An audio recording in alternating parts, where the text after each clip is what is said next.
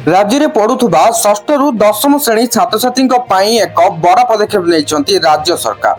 तेबे कौन आसी सूचना चलतु से बाबद में फटाफट जाना हेले ताहा पूर्व वीडियो को गोटे लाइक करंतु एवं चैनल को न आसले एवं ही चैनल को सब्सक्राइब करी बेल आइकन को प्रेस करी ऑल रे क्लिक कर रखिबाकू जमारू भी भूलंतु नहीं। राज्य में थिबा सरकारी और सरकारी अनुदान प्राप्त विद्यालय रे षष्ठ रु दशम श्रेणी छात्र छात्री गणित और विज्ञान शिक्षा रे उन्नति आनिबा उपरे राज्य सरकार गुरुत्व देछंती। एही क्रमे खान एकेडमी सह राज्य सरकार सहभागिता जारी रही। परिप्रेक्षी रे खान एकेडमी पक्षरु ओडिया रे गणित और विज्ञान पाठ्यक्रम विकसित करा जायछि। खान एकेडमी प्लेटफॉर्म रे या मागणा रे उपलब्ध रही।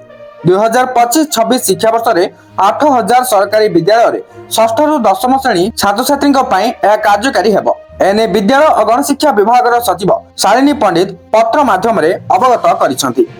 खान एकेडमी इंडिया टीम सह कार्यक्रम समन्वय और तदारख पई प्राथमिक और माध्यमिक निर्देशालय को नोडाल अधिकारी माने मनोनीत करने को निर्देश दिया जायछि। ए संपर्क रे समस्त जिला शिक्षा अधिकारी, ब्लॉक शिक्षा अधिकारी और प्रधान शिक्षकों को अवगत करा जायछि।